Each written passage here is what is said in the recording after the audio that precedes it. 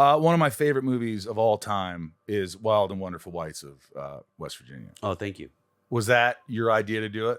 I met this guy I knew. He's like, oh, I was talking about, I don't know whether it was Jesco White. I guess I was talking about Jesco. And he's like, hey, I know one of the guys who worked on that. I'm like, really? I would love to meet him.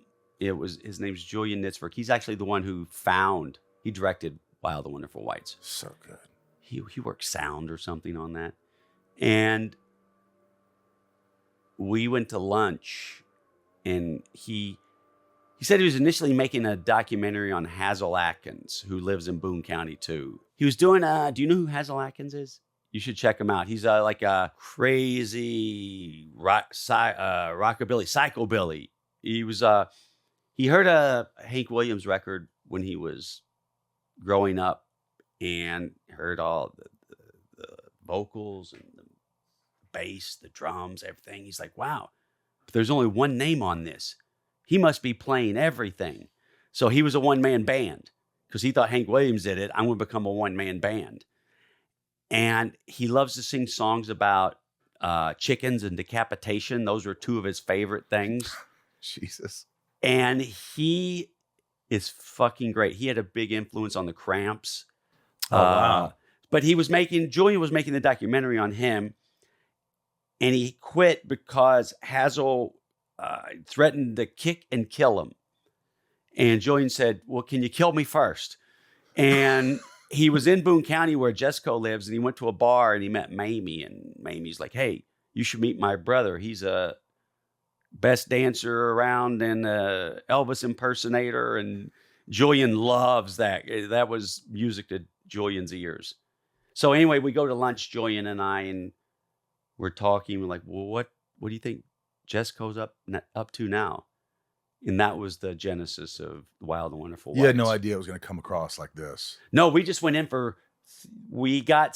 I contacted Van Toffler and Jeff Yap at MTV. I think we went to Jeff first, and Jeff went to Van, and Van is always backed whatever. When we got out of line or in trouble, Van was always there to bail us out. He's like, yeah, I'll give him the fucking money. And he gave us for 3 days, and we went in and just to see what they were up to now.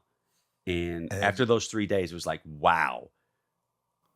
You were there every day? No, I didn't go. You didn't go. I would have been a distraction. But you got some of the stuff, and you were like, oh my God. Yeah, they're going for it. This is gold. Because Yeah. I went to the premiere for it. They had a premiere for that movie, and I was just like, I was in awe. I couldn't believe how funny and it was just all these things. I've never seen anything like it. If you haven't seen that. And Dick House still does a lot of stuff. Like you're on top of, like, you have projects coming to you a lot, or is it just something you come up with? Yeah, you can pitch. Yeah, I listen to pitches, or Jeff and I will listen to pitches. We're not really great at it. You're like, okay, thanks. No, we try to be thankful, but just sometimes, like, Jeff will sit there and he's listening, and then you see whatever his phone come out and he's playing a game. Boy. Oh my God. You're like, dude. I know. Or like, I've been in pitches with Jeff, and I'm sure I do things too that he's like, what are you doing? But I've been in pitches with Jeff where, wow, something happened. I'm like, that was terrible. Like we said something and they didn't like it, and it just went downhill from there. I'm like, that was really uncomfortable. He's like, huh? I thought it was great. It's like, he just has no clue.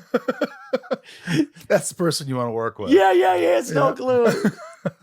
But I can be a problem too.